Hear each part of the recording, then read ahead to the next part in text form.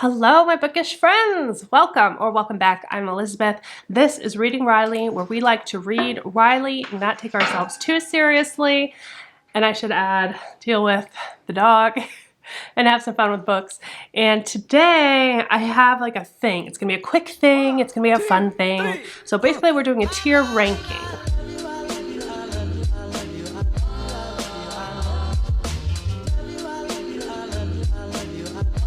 Now, let me just explain the idea behind this because it's going to make sense later. Not too long ago, Kayla at Books and Lala released a video of her tier ranking of all of the thrillers she's ever read, among a couple other tier rankings as well. I'll link that down below in case you want a reference. But she decided to divide those up into drinks. So she had margarita, wine, old-fashioned, a couple other ones there. The category that she ranked that interested me the most was old-fashioned, and that is because that is my favorite drink. And then I realized that I've read almost all of those books already, so why don't I tier rank the old-fashioned books in her old-fashioned ranking? I think you understand. Do we get each other? I think you get it. So I'm going to tier rank those. And the way I decided to do that was to rank types of whiskey. So it's 14 books. I'll show you them now. These are the 14 books that Lala has placed into this category. Up until last week, I had read 12 of them. There were 2 that I hadn't read, and that is Emma and the Night and I Know You Know. I was like, you know what? I'm gonna vlog this. I'm gonna take everyone with me to read these 2 books. Didn't vlog, read them, just didn't vlog it. So you know what? Now I've read them all at this point. I've also made myself an old-fashioned, so I will be drinking an old-fashioned as we rank the old-fashions based on whiskeys. I suppose I gotta figure out how to screw in a cord first before we move on, so let's figure that out. I'm so yellow. Why am I so yellow? It's gonna be what it's gonna be, I suppose. Okay, get it together, Elizabeth. So I've divided this into 5 different categories. So, I mean, we only have 14 books, so there's not gonna be... We'll see how this goes. I haven't even thought about how I'm going to do this yet, but these are based on whiskeys that I like. Well, not all that I like. Let's do a little whiskey lesson real quick. All bourbon is whiskey. Not all whiskey is bourbon. So basically, if it's bourbon, there are some criteria that it has to meet. So in order to be bourbon, it has to be made in the US, number 1. It also has to be at least 51% corn and then matured in a brand new charred oak barrel. So it doesn't have to be just Kentucky or just Tennessee, but it can be bourbon as long as it's made in the US and it meets those criteria. I tend to like rye whiskey. Rye whiskey in general has the same classifications as bourbon, but it has to have 51% rye. My go-to whiskey is Bullet Rye. That is what I'm drinking right now. That is in the second category because Bullet Rye is my go-to. This is what I prefer to drink. Now, if I'm gonna super treat myself and like go for the really high dollar whiskey, that's when I'm gonna get the Whistle Pig. That shit's expensive, but that's my like God tier. It doesn't happen very often. It's very rare, but if I get a chance to have a glass of Whistle Pig, I'm gonna have it. By the way, Whistle Pig, I'm referring to the rye, which is my favorite, and that one is aged 10 years, and that is Canadian, so it's not a bourbon. And then Bullet Rye, I think, is 95, I want to say it's 95% rye, so it's like really rye. Rye whiskeys tend to be a little bit spicier. 95% rye and 5% malted barley. Next on my list is Basil Hayden's. Basil Hayden's is another one that's like really good. That's gonna be my, like, it's better than middle of the road whiskey, but I kind of put it in there because I still like it, like, but that's not like what I'm gonna reach for. And it's also probably more expensive than Bullet Rye. But Bullet Rye is like the Tito's of whiskey. It's not super expensive, but it's like great for the quality. You know what I mean? And then we have Jack Daniel's underneath that, which I honestly don't like. And then we have good old Kentucky Deluxe, which is just $6 bottom of the barrel bullshit whiskey. So this is how we're ranking these. Let's just get into it because I'm just blabbering at this point. So let's just start with how I've got it in here since I've read all of these at this point. So we have Peter Swanson's 8 Perfect Murders. This one, I'm not gonna put it in Kentucky Deluxe, but I really didn't love it. Yeah, I am gonna go with Jack Daniel's for 8 Perfect Murders. It's not a perfect book. It had its high points, but I definitely didn't love it. I probably wouldn't go out of my way to recommend it. And that and it spoils a bunch of other mysteries and thrillers. So Behind Her Eyes, Sarah Pinborough. This one I gave 4 stars to. I really enjoy this book. I absolutely recommend this book. It's got a different twist than I've ever seen done in this like really weird way that people either love or hate. It's kind of divisive in that way. I loved it though. I'm gonna put this in Bullet Rye. Yeah. Now, Emma in the Night. So just finished this one. Yeah, I think I gave this one 4 stars. I did like this one because it had like a psychological aspect in it, which you know that I love. I think, you know what? I think I'm gonna put this in Basil Hayden's because it's not something that like stands out a lot in my mind, but I really did. I did appreciate it. Okay, next, Peter Swanson, Every Vow You Break. This one is another controversial one. I really liked this. And I can see why some people didn't like it because of how it's written. It's meant to be like a feminist thriller, I think, but because it's coming from a man, it kind of like leaves a bad taste in your mouth. So I get that, but I thoroughly enjoyed it and I like over-the-top type of thrillers. So I'm gonna put that in Bullet Rye. Okay, and then I Know You Know by Gillian Macmillan. This was another one that I just read for this video.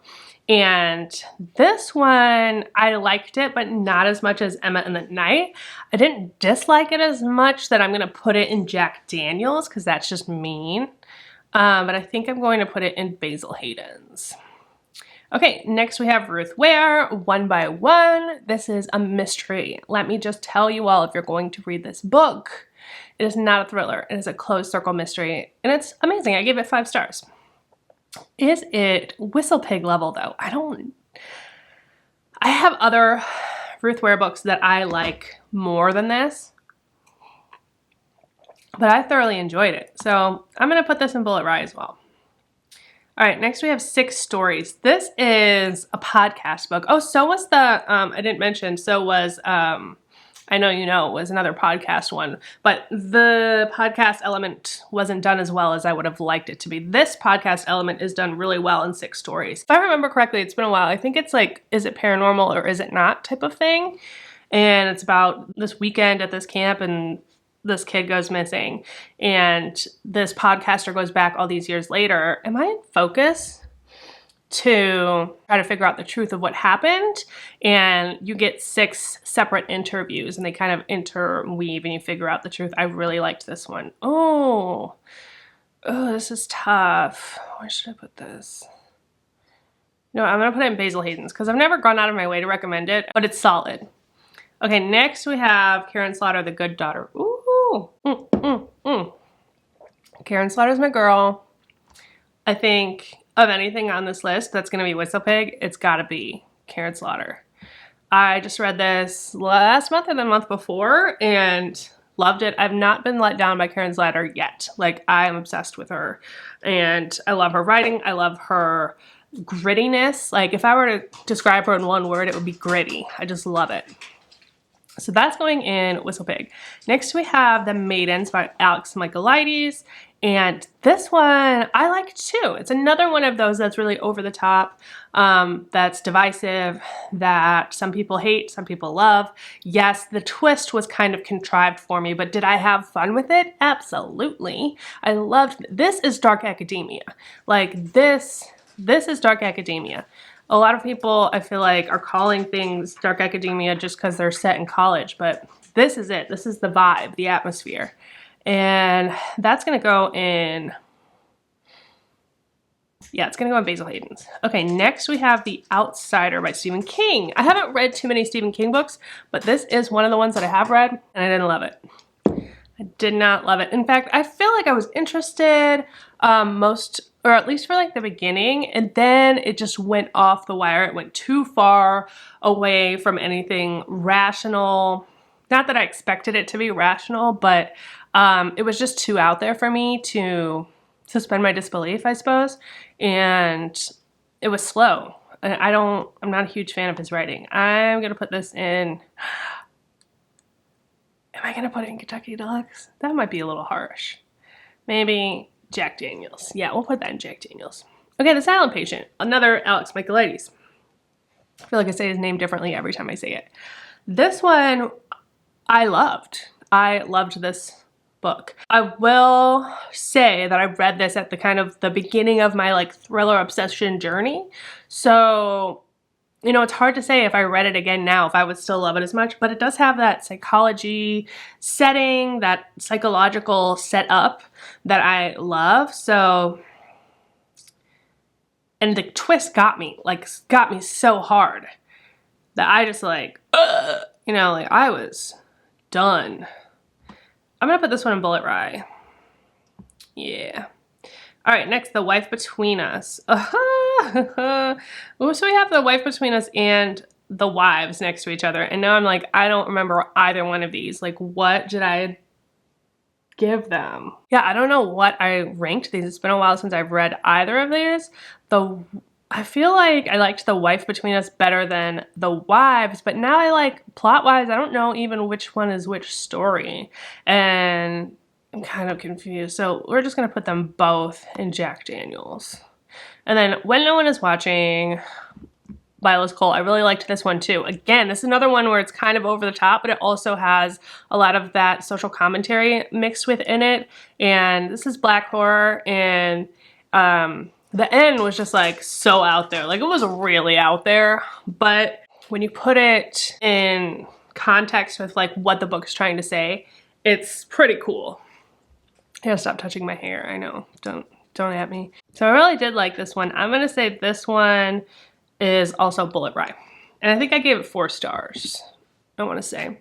So that's it, there we have it. There's our tier ranking of Lala's old-fashioned books. Another category that she had that I really related to, that I think I only had 2 that I hadn't read as well, was the first one, The Margaritas. So if you liked this, you want me to do it for that one as well, let me know and I can do that. What else? I hope you guys are having an awesome December, and that's gonna be it today. Don't forget, life is short. Cheers. Wait, that's not how it goes. Don't forget, life is short. So read Riley. Cheers and goodbye.